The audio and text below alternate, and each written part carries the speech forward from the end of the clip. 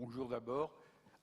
J'ai hésité avant d'accepter de jouer ce rôle de président de table ronde parce que je suis retiré de la vie de neurologue, de l'activité de neurologue depuis de très nombreuses années, même si j'ai poursuivi un peu après.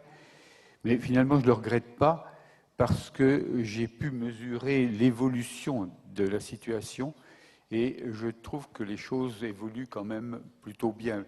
Bien sûr, elles n'ont pas suffisamment bien évolué, mais entre le temps où le neurologue assénait, ça a été dit hier, assénait un diagnostic et finalement se préoccupait pas assez de ce que allait recevoir le malade. Et ce qui est mis en place maintenant, il y a quand même un monde qui est très positif. Alors, je ne vais pas parler beaucoup, mais je voudrais quand même pointer deux ou trois éléments.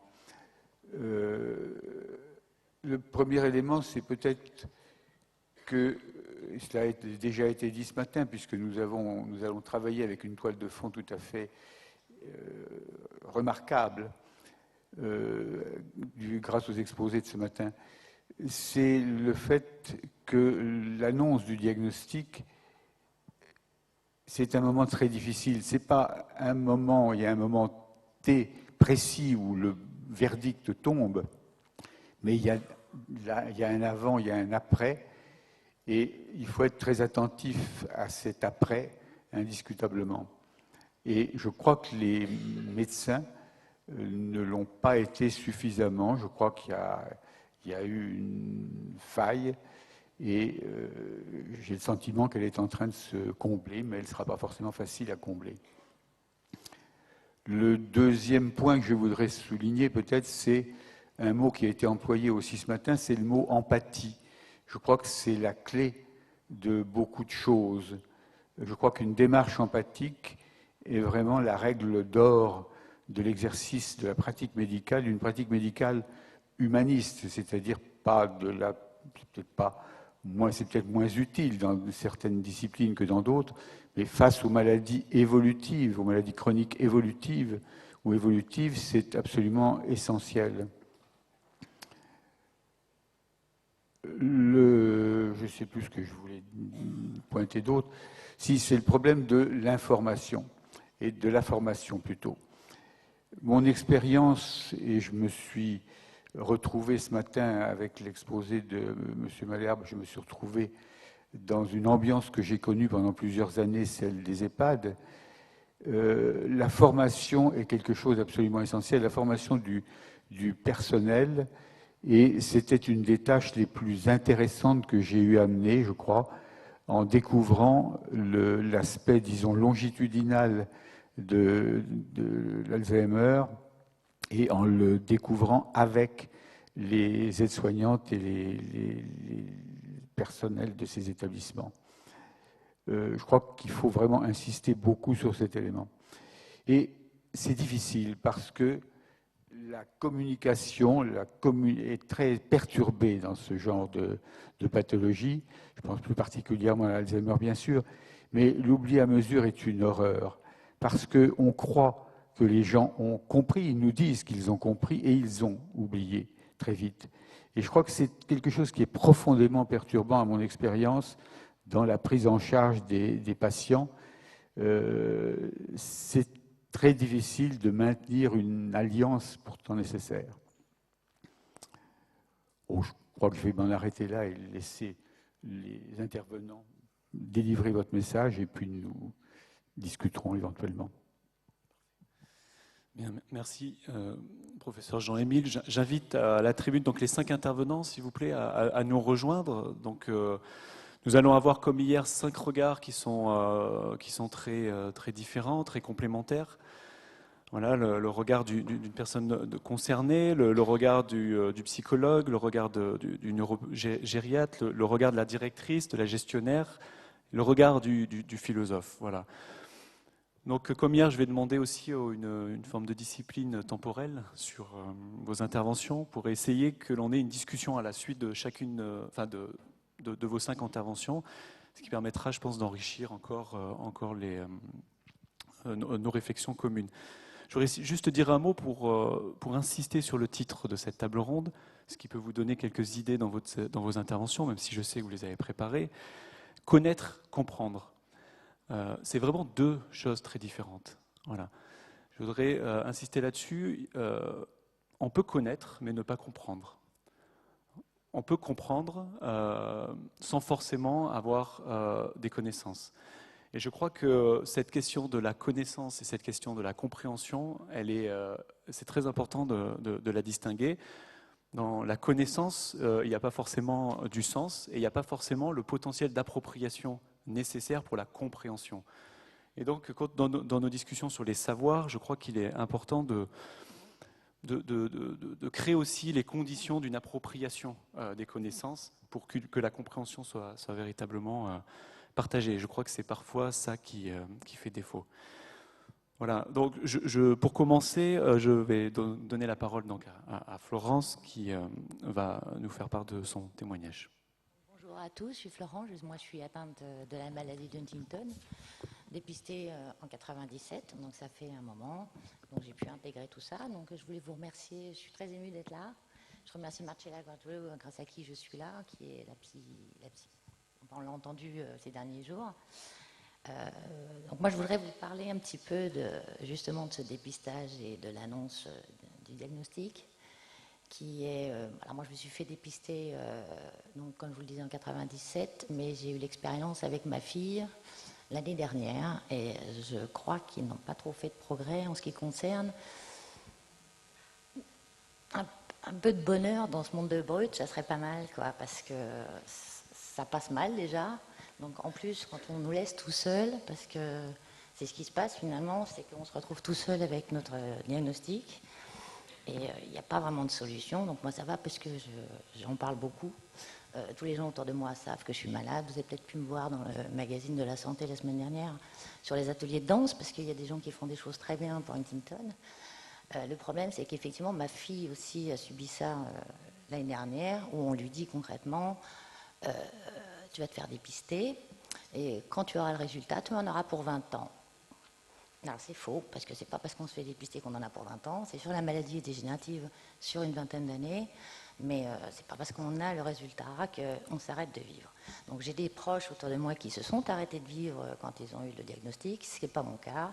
Moi je suis prône pour le fait qu'il faut en parler. Au travail, tous les gens le savaient, tous les gens du service le savaient, beaucoup de gens. Ils se disaient, bah, Flo, il a ça, alors je ne vais pas m'arrêter, moi, parce qu'avec mon petit doigt cassé, c'est pas grave. Du coup, ça met une espèce de dynamique. Moi, j'en parle vraiment beaucoup, parce que plus on en parle, en fait, et plus ça dédramatise les choses. Avec mes filles, on en parle aujourd'hui tout à fait clairement, mais tous mes amis le savent. Vraiment, c'est un discours... en fait, ils s'habituent. À force d'en parler, ils s'habituent. Du coup, ça ne devient plus un problème, ça ne devient pas un tabou. Et il faut vraiment en parler, il ne faut pas que les gens restent tout seuls. Parce que dans le résultat de ce diagnostic, les gens se retrouvent tout seuls. Et c'est un peu la volonté du corps médical, en tout cas à travers ce que j'ai vécu. Et j'ai eu la grande chance de croiser Émilie Hermand de dingdangdong.org. Attention, pas .com, parce que c'est chaud, c'est au moine.com. .org. Et grâce à elle, on fait un petit groupe de danse et on se retrouve entre nous pour parler franchement de ce qui nous arrive, etc.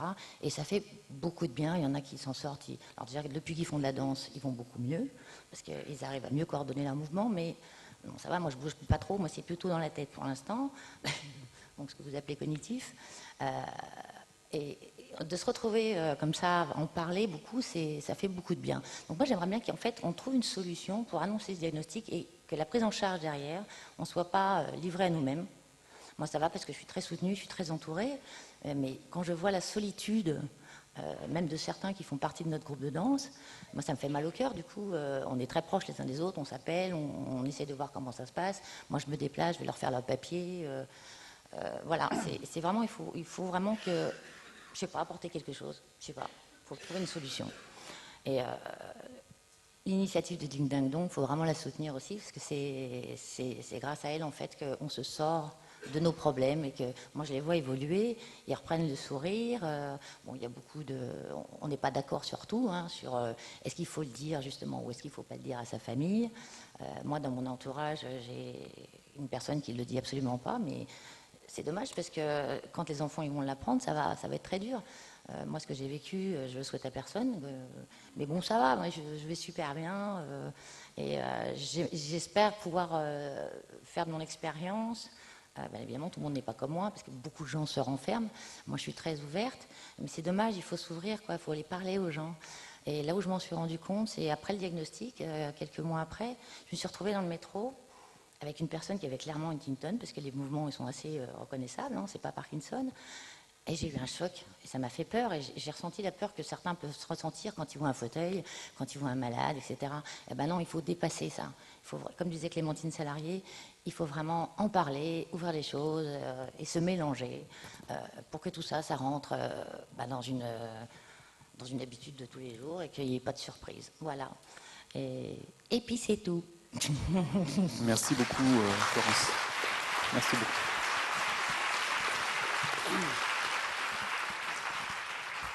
Juste un mot, la procédure normale en matière d'annonce de Huntington n'a semble-t-il pas été respectée. Elle est de voir les gens qui sont demandeurs avec un généticien, un neurologue et un psychologue, de leur demander s'ils veulent bien ou s'ils ne veulent pas, de faire ou de ne pas faire le prélèvement, et ensuite de les revoir pour leur demander s'ils veulent qu'on leur donne ou qu'on ne leur donne pas le... Alors à mon époque, moi c'était 6 mois. 6 mois de protocole. Tous les mois, on avait un rendez-vous. Voilà, et je vous garantis que pendant 6 mois, la seule chose qu'on me dit, c'est « Vous êtes sûr que vous voulez faire le test? Parce qu'imaginez-vous, ça va être terrible. » Pendant 6 mois, on vous décourage à faire la prise de sang. Moi, ça ne m'étonne pas qu'il n'y en ait que 20% qui les font, tellement ils en tracent un portrait, enfin, c'est un tableau ignoble. Je comprends que les gens y fuient devant ça. Alors que de savoir, même dans mon entourage, j'ai quelqu'un qui ne voulait pas le savoir, c'est ma sœur, elle ne voulait pas le savoir, elle a fini par le faire, et elle se sent beaucoup mieux aujourd'hui. Maintenant, c'est la polémique. Mais avant, c'était 6 mois. Ma fille, ça a duré 3 mois l'année dernière. Mais c'est le même discours. Non, mais je voulais simplement dire qu'il y avait une procédure. Oui, mais la procédure est suivie. Mais qu'il y a derrière les procédures des hommes, des exécutants, qui sont plus ou moins bien, puis c'est tout. Ah ben moi, ça s'est fait 2 fois et 2 fois au même endroit. C'est vrai que. Il faut les améliorer. J'ai pas eu le temps, on va s'améliorer, oui. Et derrière les procédures, il y a des hommes, et puis derrière les hommes, il y a des représentations de la maladie aussi, hein, comme on l'a rappelé ces 2 derniers jours, qui sont parfois, dont le poids peut être très fort aussi sur la façon dont on appréhende un diagnostic, quand on appréhende une situation particulière. Donc je crois qu'il faut prendre en compte aussi la question de la représentation de la maladie qui est véhiculée dans ces procédures. Voilà. Je vais passer la parole à Pascal Lojagnès maintenant, et je vous laisse vous présenter. D'accord. Donc, je suis Pascal Lojagnès, je suis directrice du réseau médico-social d'AREPAS. C'est une association qui gère des établissements pour les personnes âgées. Alors, autonomes, logement foyer et EHPAD aussi. Et ce que je souhaitais, moi, faire passer comme message, c'était que au niveau maintenant, 10 ans après la mise en place des plans Alzheimer, on a mieux communiqué, on connaît mieux, on comprend mieux la maladie et même si ça n'est pas parfait tout le temps, il y a quand même des progrès significatifs qui ont été faits dans l'accompagnement des personnes malades. Lorsque le plan maladie neurodégénérative est arrivé et qu'on en a pris connaissance, on a quand même eu la certitude que la feuille de route, et notamment celle du secteur médico-social, allait être modifiée, qu'il faudrait certainement développer l'offre et adapter les ressources à d'autres maladies, même si elles ont des points communs, elles sont quand même très différentes. Donc du coup, ça nous a amené à nous questionner, parce qu'en tant que gestionnaire, on est confronté à anticiper justement cette offre d'accueil, à prendre en compte les attentes des personnes malades et les besoins, à aussi faire fonctionner les établissements au quotidien et le tout dans un contexte économique contraint contre lequel on essaye tous les jours d'optimiser ou de bouger ou de pousser un petit peu les limites.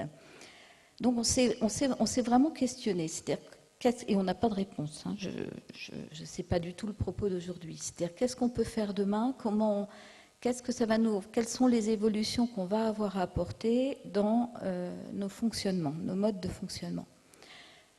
Je voulais simplement, on en a beaucoup parlé depuis 3 jours, mais dire qu'un EHPAD, c'est un lieu de vie, c'est un lieu de soins, et ça a été évoqué ce matin, mais sur du domicile, mais c'est en fait une mosaïque d'hommes qui vivent ensemble, mais qui ont tous un avec qui est parfois fait de deuil successifs.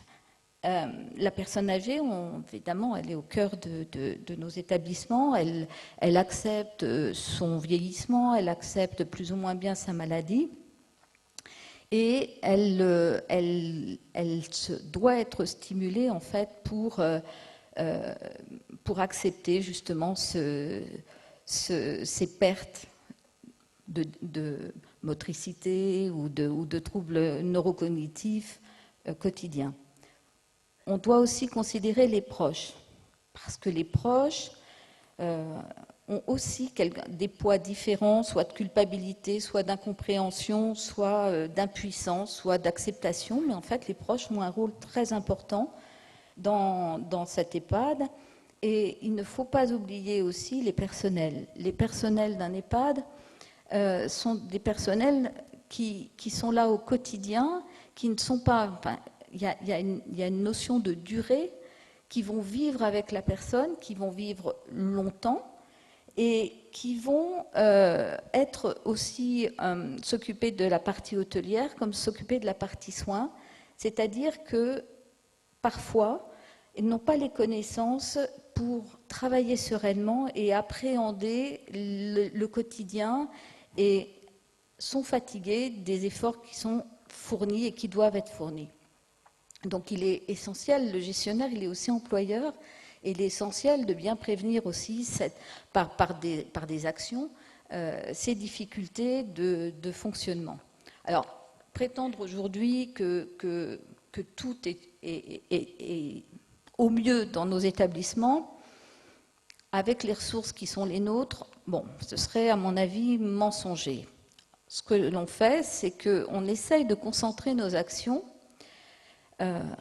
en quotidienne, on va dire, en favorisant l'accueil de la personne âgée, en favorisant la communication, qu'elle soit interne ou externe, l'organisation du travail, les actions de formation, vous en parliez, Monsieur Émile, mais c'est très important, et l'ouverture vers l'extérieur et le travail en réseau. Donc on insiste beaucoup, on sensibilise l'ensemble des participants à considérer la personne pour ce qu'elle est, pour ce qu'elle ressent, à respecter ses choix.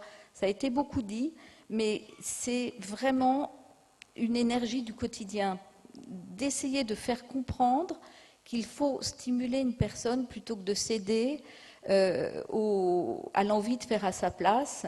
Et c'est vrai que même si les familles contestent, c'est quelque chose qu'il faut soutenir, et c'est un message qu'il faut continuer à passer. C'est-à-dire laisser la personne malade, laisser à la personne malade le choix, tant que faire se peut, et son implication en fait dans sa vie quotidienne. Alors on a parlé des projets personnalisés.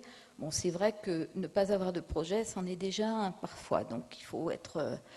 Il faut relativiser. Hein.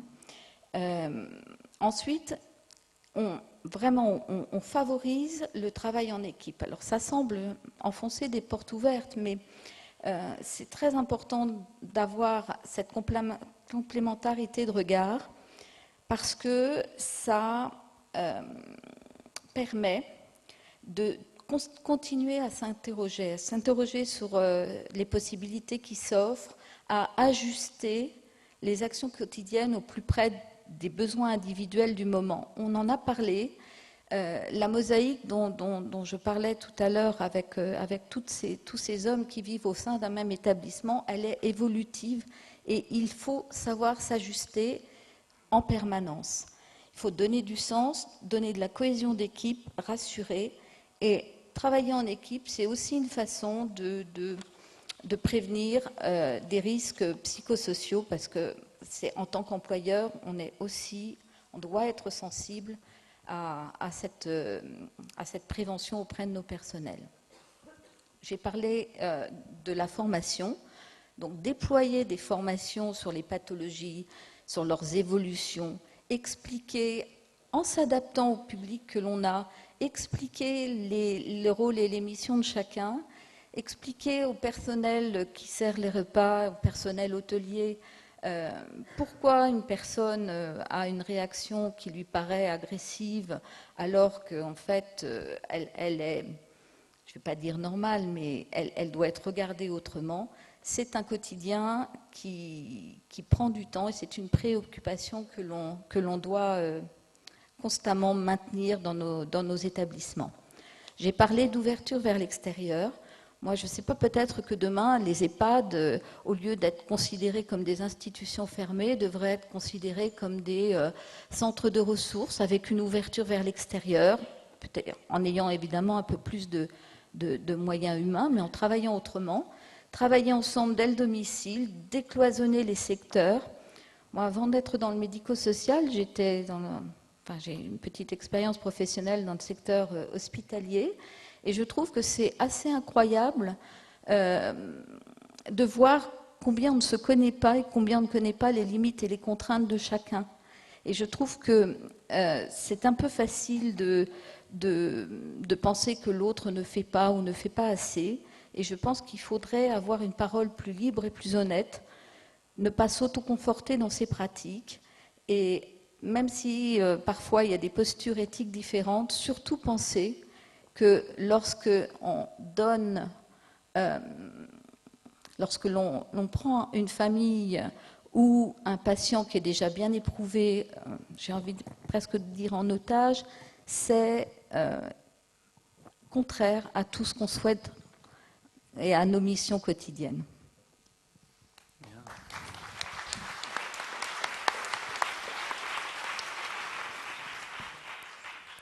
On voit que le regard aussi de la gestionnaire d'établissements, de réseaux est vraiment primordial dans cette mosaïque humaine, mais qui dépasse les établissements, qui concerne toute la société, et que la connaissance, elle n'est pas simplement au niveau des savoirs, elle est aussi au niveau des humains, et que se connaître, apprendre à se connaître, ça fait partie des paramètres à prendre en compte et qui sont essentiels.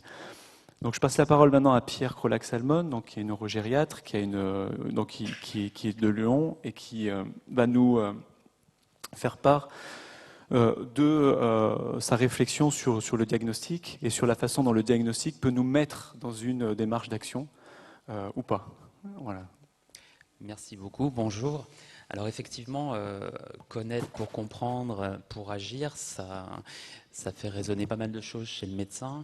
Et je voudrais dire d'abord que ces réflexions s'inscrivent à mon sens dans un contexte qui évolue très vite, favorablement, au niveau des médecins, des spécialistes, même de la médecine générale, puisque la neurologie sort de la pure contemplation. La neurologie intervient, elle sort de ce diagnostic très intellectualisé parfois. La médecine du vieillissement, qui est très impliquée dans les maladies neurodégénératives, neuroévolutives, progresse à une vitesse incroyable, avec cet atout de proposer une prise en soin du patient dans sa globalité.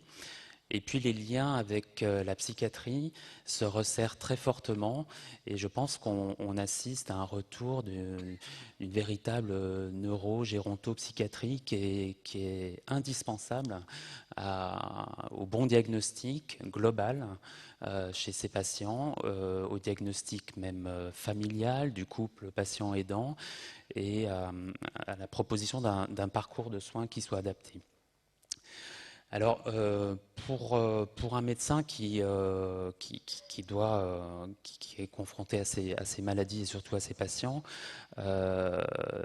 diagnostiquer, ça doit faire de toute façon écho à une action à une action immédiate qui va être forcément adaptée à la demande du patient. Et s'adapter à la demande du patient, ça paraît très évident lorsqu'une maladie va s'exprimer par un déficit moteur, un déficit visuel, un déficit sensitif. Et c'est beaucoup moins évident d'un point de vue médical et soignant lorsqu'une maladie va proposer tout d'abord une altération cognitive qui va être très subtile, qui va être pernicieuse, voire une altération comportementale qui peut inaugurer la maladie, comme on peut le voir dans certaines pathologies frontales. Donc ce choix du patient va être forcément contrebalancé par un point de vue, tout d'abord des aidants, du monde médical, du monde des soignants, sur ce qui nous apparaît comme bénéfique ou délétère pour le patient. Et cette balance va évoluer au cours de la maladie neurodégénérative et en fonction du type de maladie neurodégénérative. Donc le choix du patient est primordial, mais très difficile à évaluer et à respecter parfois. Diagnostiquer, c'est diagnostiquer des symptômes qui, enfin, comme on l'a dit, sont parfois très progressifs, très pernicieux et qui peuvent modifier le comportement d'un patient et nous aurons à charge d'expliquer ces symptômes, d'expliquer un symptôme comme faisant partie d'un processus morbide, d'une pathologie, et non pas comme une évolution d'une personnalité ou d'une capacité intellectuelle, alors qu'il faudra plutôt parler de pathologie cognitive, au-delà des pathologies motrices par exemple. C'est aussi diagnostiquer, après l'explication des symptômes, un stade évolutif. Un patient n'exprimera pas les mêmes choix, les mêmes besoins à un stade très léger, avec une subtilité très fine des premiers symptômes, qu'au stade plus sévère, associé à la notion de perte d'autonomie qui a été très très bien décrite, enfin commentée ce matin.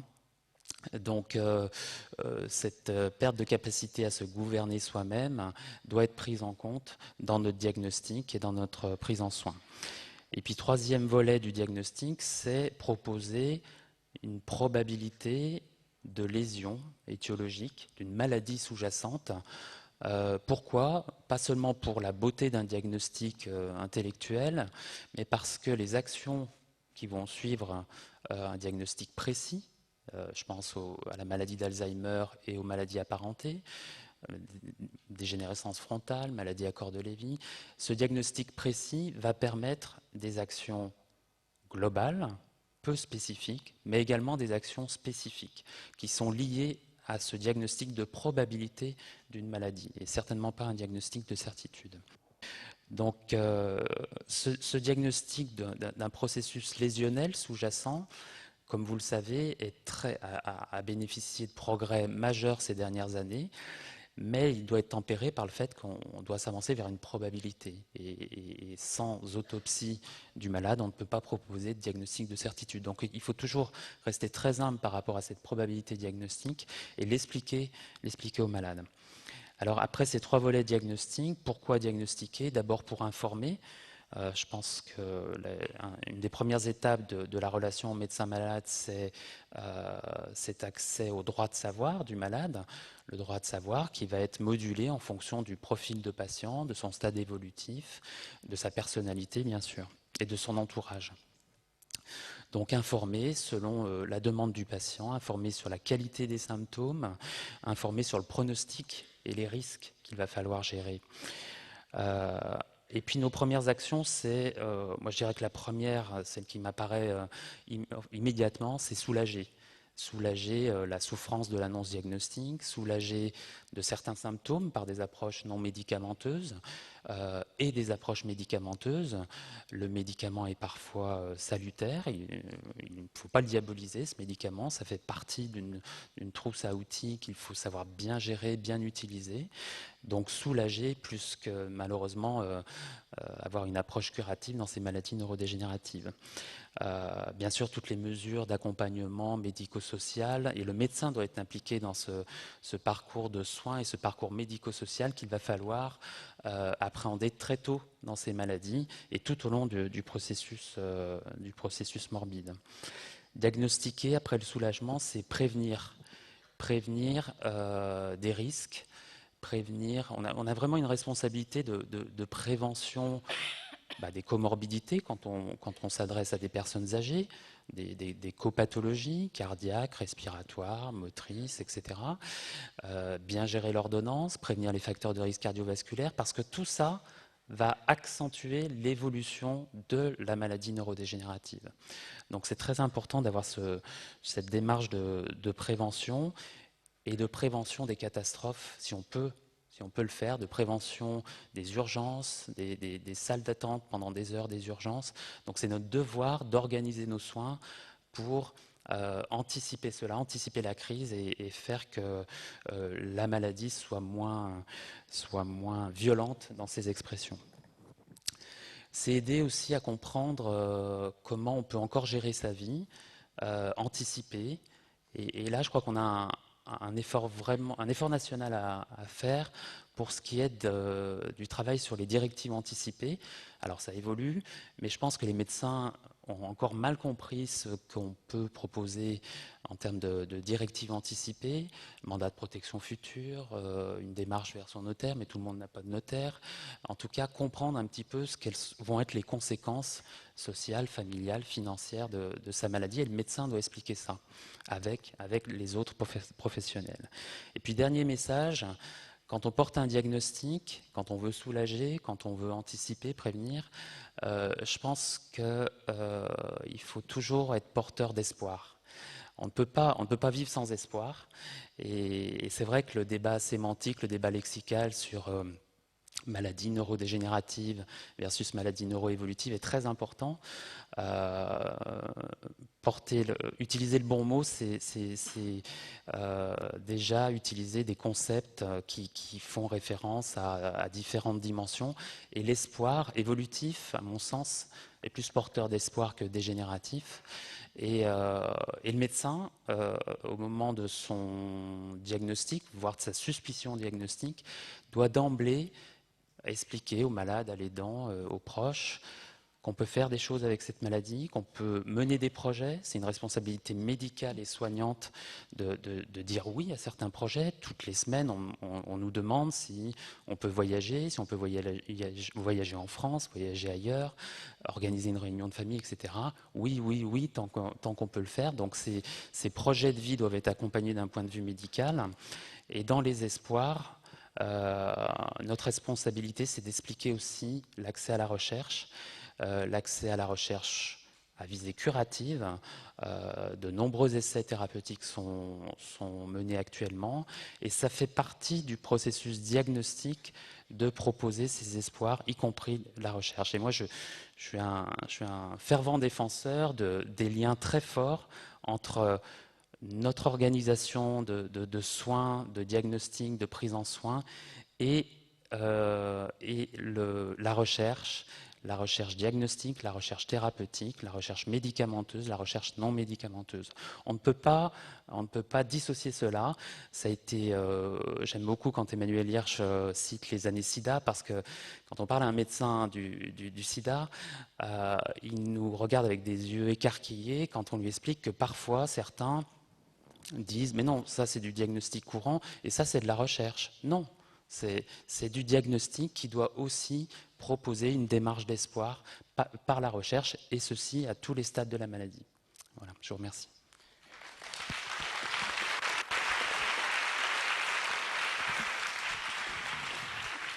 Merci beaucoup, Pierre Krolak-Salmon. On voit bien qu'on rejoint le propos de Roland Cher sur la responsabilité, et que cette responsabilité-là, elle ne peut se penser, je crois aujourd'hui, que collectivement, même s'il existe toujours une responsabilité individuelle qui persiste, mais dans un cadre où la connaissance est à tel point complexe et les conséquences de la connaissance est à tel point difficile à appréhender.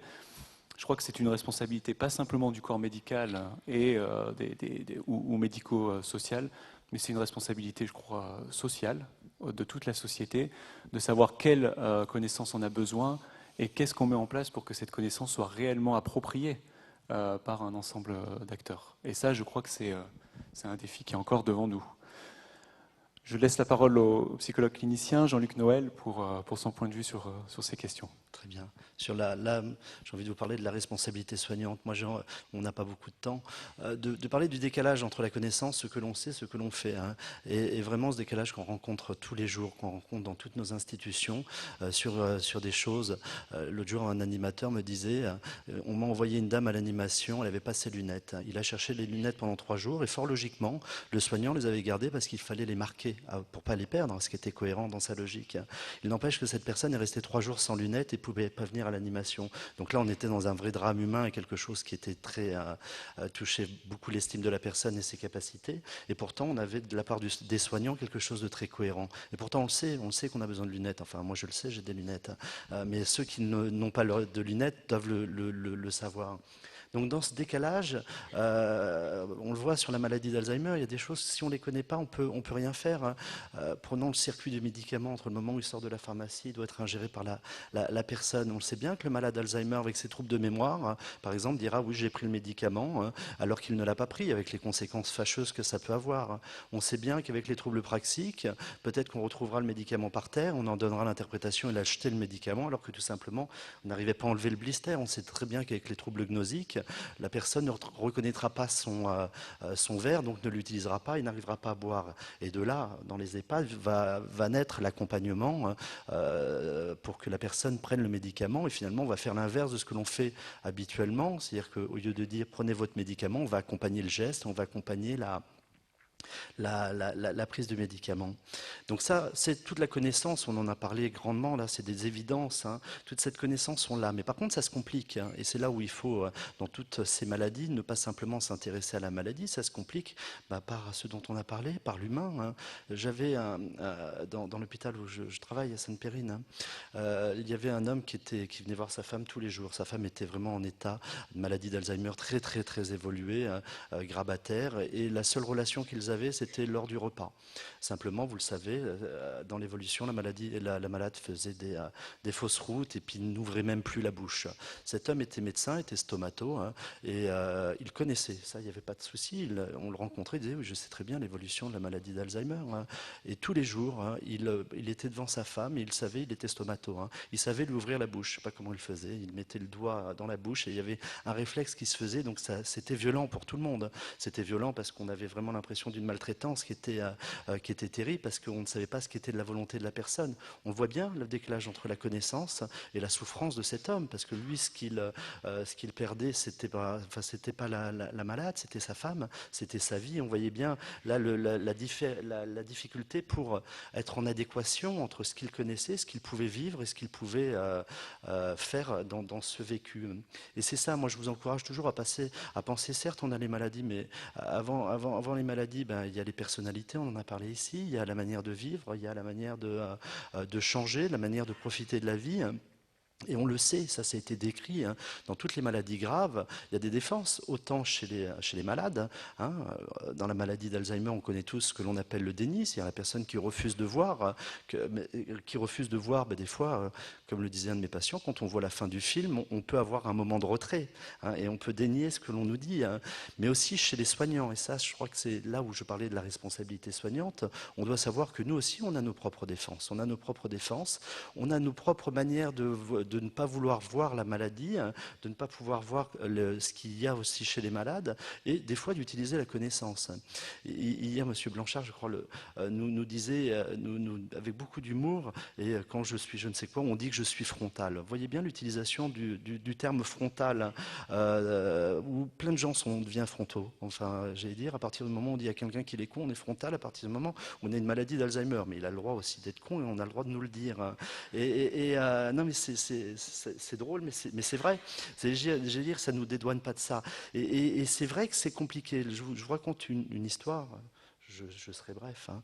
Un malade à qui on doit dire qu'il ne peut plus vivre chez lui, qu'il doit monter à vivre en long séjour. Donc c'est quand même quelque chose d'assez singulier dans la vie de quelqu'un. Et cet homme avait une maladie d'Alzheimer et avait aussi un syndrome frontal, véritable.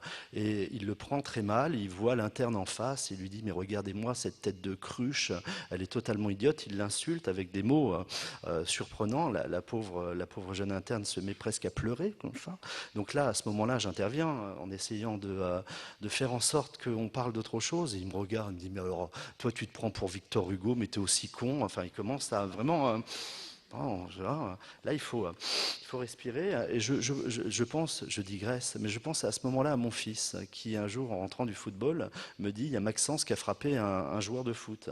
Et donc, en bon psychologue, je lui dis, mais qu'est-ce que tu penses de la situation? Il me dit, bah, faut pas énerver Maxence. Hein. Ouais.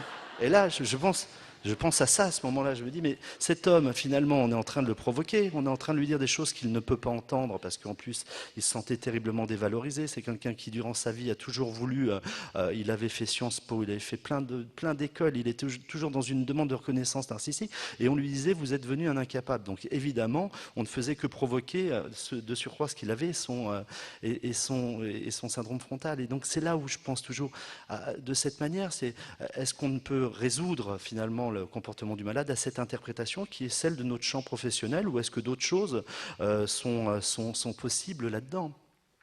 Quand bien même, hein, j'essaye d'accélérer parce que ça ne se voit pas, mais j'ai des points. De la même manière, quand on pense aux personnes désorientées, hein, vous les connaissez tous, ces personnes désorientées qui à 3 heures du matin se lèvent pour aller travailler. Et finalement, comment on interprète ça? On peut interpréter ça comme un signe de la désorientation hein, et d'avoir un souci, là je pense aux EHPAD, un souci en se disant mais s'ils se retrouvent dans la rue, un problème de responsabilité, un problème de risque réel. On peut aussi le voir d'une autre manière en se disant mais cet homme a envie de faire quelque chose, hein, qu'il se trompe parce qu'il lui reste dans sa tête des images de sa mémoire procédurale du travail certes, et on s'aperçoit bien que si on le prend comme ça, on va amener la personne à faire une activité, à avoir une utilité même sociale dans l'EHPAD, et ça va changer du tout au tout la vision qu'on aura de ce symptôme. Donc c'est pour ça. Moi, je voulais juste insister sur cette réflexion que l'on a, et ça s'improvise pas. Ça s'improvise pas. C'est pas simplement une posture. C'est aussi ce que vous mettez en place dans les EHPAD, c'est une méthodologie de travail. C'est comment on accueille cette réflexion, comment on permet cette réflexion, comment on permet aux émotions de s'exprimer, parce que travailler auprès des malades, c'est quelque chose qui nous renvoie à nous, qui nous fait souffrir. Donc, qu'est-ce qu'on permet comme expression pour que le personnel, ça a été dit ce matin aussi, puisse dire, moi, ça me fait mal de le voir perdre, ça me fait mal, ou je le supporte pas, hein, ça nous arrive à tous. Et qu'est-ce qu'on met en place aussi qui soit un garant pour le malade du respect de ses droits. C'est-à-dire qu'on ne se dispense pas, par exemple, de lui parler parce qu'on sait qu'il est aphasique. Et donc on ne va pas lui parler, on va se dire qu'il ne va pas comprendre. Donc qu'est-ce qu'on met en place? Et ça, j'allais dire, je suis humain comme tout le monde, je suis rentré de vacances, j'ai passé de très bonnes vacances, vous en moquez, mais moi je vous le dis, ça explique la suite. Le lundi où je reviens travailler, je n'avais pas envie de travailler, ça doit vous arriver. Hein. Et je regarde le dossier, c'était une préadmission pour l'hôpital de jour, je me dis, mais qu'est-ce que je vais faire? Je vois un MMS avec un score qui est tellement faiblard, je me dis, mais on ne pourra rien faire, hein, présomption d'incompétence. Et comme le cadre est rigoureux, je me retrouve face à cette dame et je lui parle de la mémoire. Elle me fait heureusement que je vous trouve parce que ma mémoire, elle est dans les chaussettes. Et vraiment, c'est une grande souffrance pour moi parce que je vois bien que j'embête en plus mon mari. Elle me donne la solution alors qu'au départ, on pouvait avoir cette impression qu'elle n'était pas capable. Et c'est bien aussi la rigueur de notre cadre professionnel dans sa complexité, hein, dans la prise en compte et du cognitif et du psychisme et de la perspective aussi souvent de la mort et de la prise en compte du personnel et de son expression qui nous permet aussi d'affronter cette connaissance, de lui donner du sens et peut-être là de comprendre et surtout d'assumer. J'ai été concis, je pense. Bravo, merci beaucoup.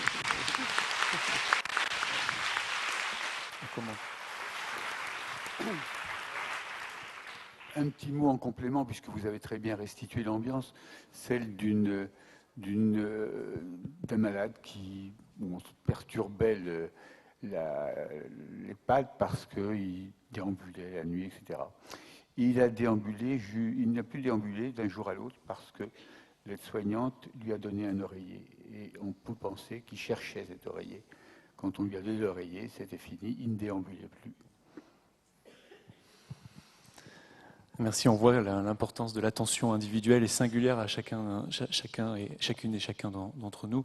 Je passe la parole à Paul Loup pour un dernier éclairage, cette fois-ci philosophique, sur cette question du pouvoir d'agir et de ses ressorts. Merci Léo. En effet, je vais vous parler de ce qu'on appelle couramment l'autonomisation, et le terme anglais est empowerment, donc défini comme le fait de donner davantage de pouvoir d'agir aux individus dans un milieu de vie où leurs conditions de vie sont justement surdéterminées. Alors surdéterminées et non pas déterminées, puisque nous sommes tous déterminés. Surdéterminées, cela veut dire que est mise en cause la capacité même des individus à composer avec leur environnement, comme s'ils étaient noyés dans un océan de détermination, de force qui pèse sur eux. Donc l'empowerment, ce serait ça, faire en sorte que la vie des individus dépende en partie d'eux, qu'ils ne soient pas entièrement tributaires d'aléas extérieurs. Voilà. Alors les traductions sont finalement un peu décevantes par rapport à ce terme d'empowerment. Autonomisation, en fait, on voit que c'est une forme particulière d'autonomie, et on voit ce que Roland Scher nous a dit sur l'autonomie. J'ai pas le temps de développer. La notion de pouvoir d'agir ne capte pas la dimension dynamique de l'empowerment. Et enfin, disons la traduction la plus répandue, qui est responsabilisation, n'est pas non plus satisfaisante. Donc je vais garder le terme empowerment, et ce que je vais essayer de voir, c'est comment finalement cette notion, qui est emplie de bonnes intentions, hein, comme je l'ai dit, peut aussi être utilisée de façon ambiguë, et peut finalement, paradoxalement, mettre en cause l'autonomie morale des individus, c'est-à-dire la capacité des individus à choisir. Et déjà, par rapport à la notion de responsabilisation, par exemple, ou même la notion d'empowerment, on éprouve une certaine gêne d'emblée, puisque responsabiliser, hein, l'idée qu'il faut responsabiliser les gens, suppose que les individus à qui on a affaire ne sont pas responsables. Donc, d'emblée, c'est porter un jugement sur des individus. Alors, ce que je vais faire, c'est distinguer en fait trois formes d'empowerment. Je pense que c'est important de le faire. Première forme d'empowerment pourrait être le transfert de responsabilité et de pouvoir d'un individu, d'une institution, d'une autorité à un individu ou un couple, ou voilà.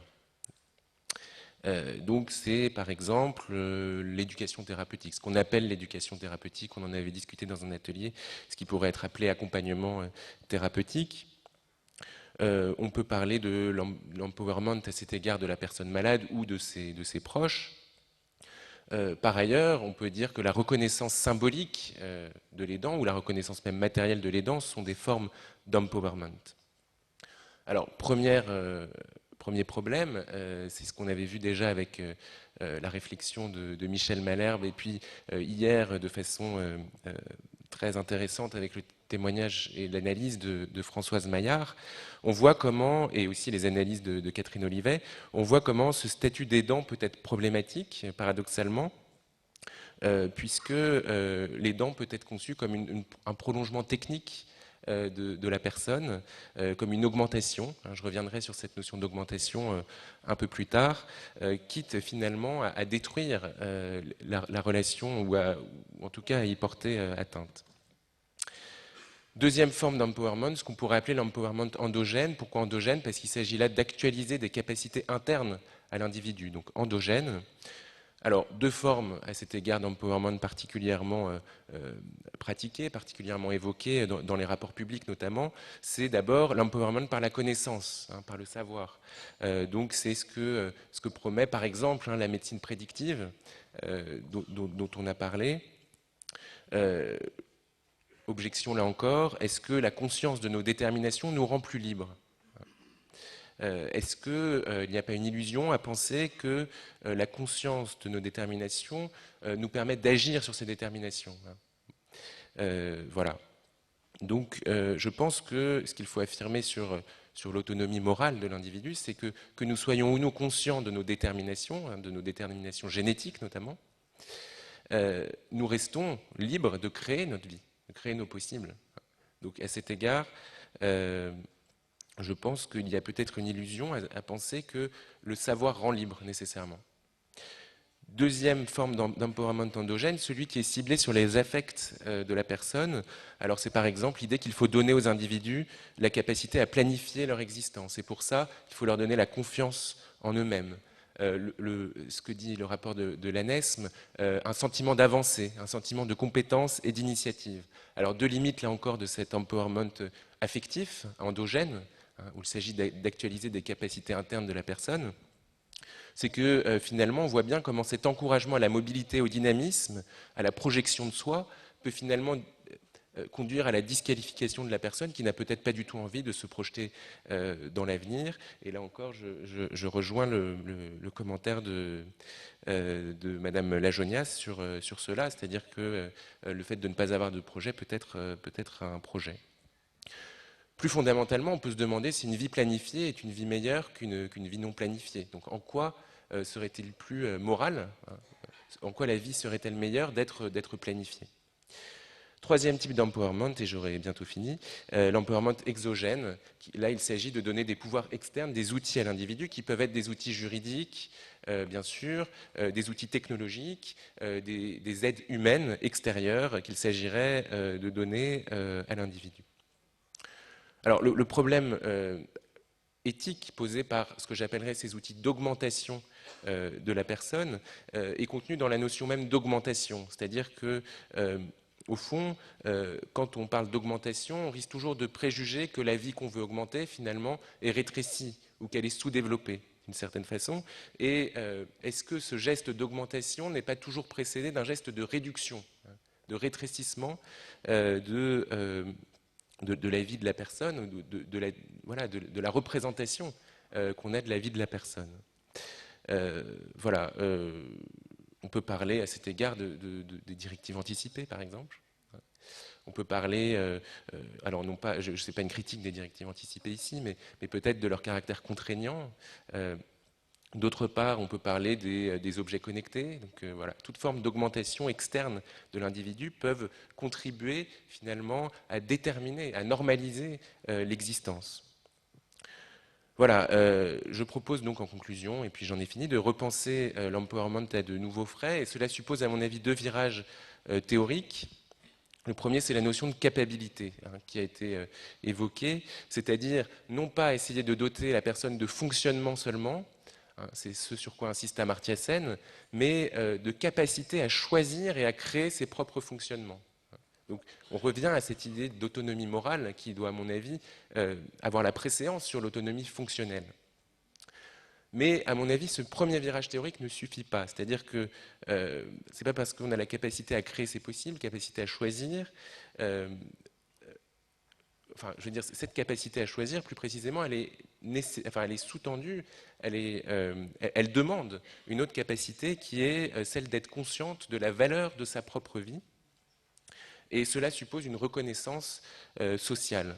À cet égard, je pense qu'il faut, avant de pouvoir être augmenté, il faut pouvoir être estimé par la personne, hein, puisque ce que disait Michel Malherbe ce matin, c'est que l'estime, c'est précisément ce qui grandit l'autre. Hein. Et c'était aussi intéressant ce que disait Armelle Debru sur l'idée que les personnes qui vivent une maladie neurodégénérative connaissent un agrandissement de leur espace intérieur. Voilà, donc la reconnaissance sociale, à mon avis, est la condition de cette autonomie, de cet empowerment, d'un véritable empowerment. Et bien sûr, cette reconnaissance sociale suppose ce que disait Léo, c'est-à-dire un questionnement de la représentation qu'on a de la maladie. Cela en fait bien sûr partie. Je vous remercie.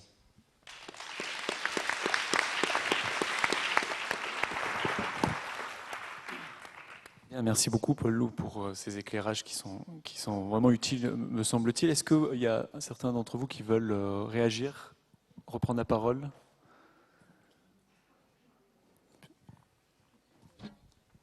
J'ai juste un soutien, un commentaire sur ce qui a été dit sur les présomptions d'incompétence versus présomption de compétence. Je pense que c'est très important d'avoir ça en tête, d'appréhender ça tout au décours de ces maladies. On répond au signalement par un patient d'un déficit ce qui est nouveau, c'est le handicap, c'est un déficit moteur, visuel, cognitif, etc. Alors qu'il va falloir surtout, face à ces maladies pour l'instant incurables, raisonner en termes de présomption de compétences, quel que soit le secteur cognitif, moteur touché. Et je pense que c'est très important. Ça n'empêche pas la prise en soin des déficits, des handicaps, mais ça permet vraiment, à mon avis, de soulager certains aspects de ces maladies. Oui. Non, mais ça me faisait vraiment penser, ça se voit pas toujours. Je pense en ce moment vraiment sur l'hôpital de jour, je travaille avec quelques personnes sur l'entrée en institution, vraiment sur ce moment où on peut plus être chez soi. Et j'ai quelques patientes vraiment assez sympathiques, hein, dont une très, très amusante qui est une ancienne psychanalyste qui me fait une description de l'institution, mais c'est merveilleux. Enfin, on n'a vraiment pas envie d'y aller quand elle en parle, hein, et elle en parle avec talent, avec finesse, et elle arrive surtout à lier sa vision de l'institution et avec ses besoins à elle. Donc on parle vraiment régulièrement et entre nous on n'avance pas. J'ai dire dans les groupes que l'on va faire, on ne change pas d'un iota, ça bouge pas.